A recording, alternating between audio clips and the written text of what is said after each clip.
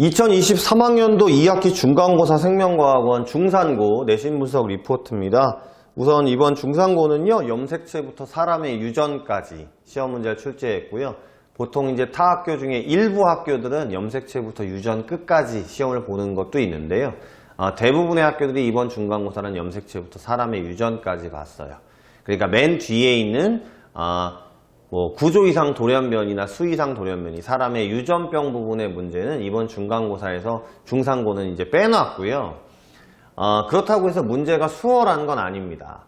염색체부터 사람의 유전까지가 기본 공부가 명확하게 되어 있어야 뒷부분은 풀 수 있는 거라서 어차피 난이도는 그게 있든 없든 크게 차이는 나지 않는 걸로 보여지고요.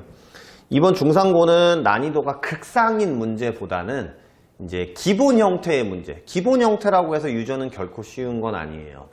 그러니까 기본 형태의 문제를 얼마나 정확하게 알고 있느냐를 문제를 물어보면서 파악할 수 있는 그런 수준의 문제들, 중급 난이도 문제가 주를 이뤄서 출제가 됐다라고 총평을 드릴 수 있을 것 같아요. 특이사항을 보시면 객관식 20문항, 그 다음 논술형 3문항이 있습니다. 우리 논술형 3문항이라고 하면 문제수가 적은 것 같지만 논술형은 세부 문항이 많기 때문에 논술형 3문항이면 많은 거예요. 아무래도 학생들이 푸는 것도 좀 어려운데 이 논술형이라고 하는 거는 이제 풀이 과정도 써야 되고, 그 다음 이 부분이 왜 이렇게 나왔는지, 예를 들어서 내가 이 문제에서 이 유전병 유전자가 상염색체에 있다고 생각한 이유가 뭔지, 즉 성염색체에 있다고 생각한 이유가 뭔지, 이런 부분을 서술하는 거거든요. 그러니까 서술형을 쓰는 연습이 제대로 되어 있지 않는 친구들은 또 서술형에서 생각보다 시간이 걸렸을 수도 있어요.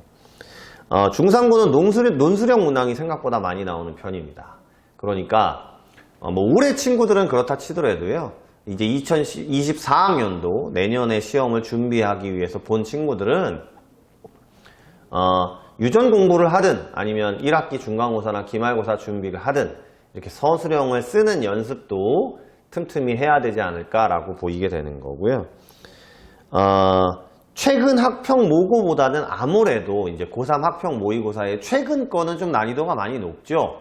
왜냐하면 고3 학평 모의고사는 2학년 기본 공부가 되어 있다라는 전제 하에서 이제 그걸 쌓아가는 거기 때문에 이번 중산고는 2019년도 개정 이전 고3 학평 수능 문제에서 변형한 문제가 주로 출제가 됐기 때문에 최근 수능 특강이나 고3 학평 모의고사보다는요, 예전 것들을, 즉 학원을 다니면 정리를 해서 드리겠지만, 그러니까 다시 얘기하지만 기본 형태의 문제들을 내가 여러 번 풀면서 정확하게 이게 왜 이건지에 대해서 파악하시는 것이 공부하는 방법이 되지 않을까 생각이 듭니다.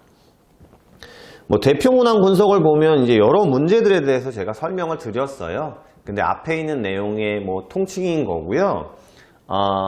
시험지를 준비해서 보거나 하시면 또 명확하게 보실 수 있는 건데, 우선 제가 전체적인 내용을 한번 정리해 드리면, 이 유전이라는 부분은 염색체와 유전자, 즉 기본적인 형태, 그 다음 이제 세포 분열이라는 게 있어요. 세포 분열도 두 가지 형태로 나눠집니다.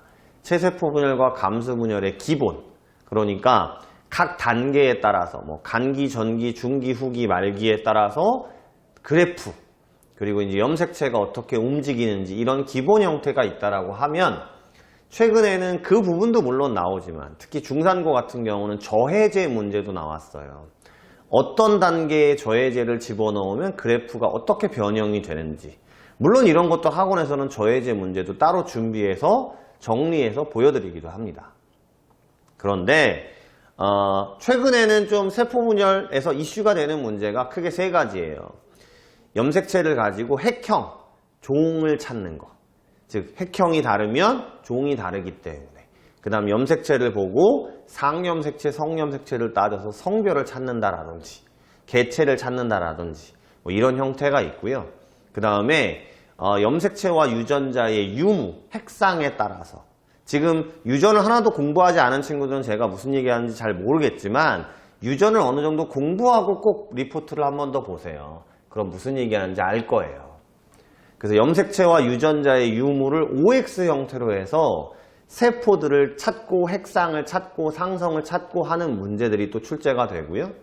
이건 고3 학평 수능에서도 또 나오게 됩니다. 그 다음에 유전자의 DNA 상대량을 숫자로 나타내는 거예요. 0, 1, 2, 4 이렇게. 그게 또 미지수가 들어가면 복잡해지거든요.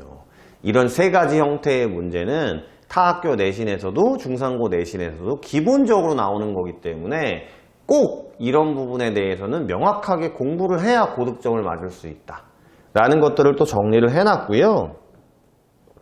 그 다음에 가계도나 다인자 유전 문제 같은 경우도요, 고난이도 문제가 막 나오고 막 연관 뭐 확률 계산이 경우의 수를 복잡하게 따져야 되고 이런 것들이 나오기보다는 정확하게 다인자 유전 문제는 어떻게 푸는지, 복대립 유전 문제는 어떻게 풀어야 되는지, 그리고 가계도는 어떤 식으로 풀어야 되는지를 혈액형과 함께 명확하게 제시하는 문제들이 출제가 됐어요. 그러니까 기본 공부가 얼마나 되어 있느냐를 확실히 볼 수 있는 성취도 파악 문제가 많이 나왔기 때문에 중상고 2024학년도를 준비하는 친구들은 꼭 중요하게 보셔야 됩니다. 최근 고3 학평 수능이나 수능 특강의 3점짜리의 복잡하고 어려운 것들을 막 해결하려고 애쓰지 마세요.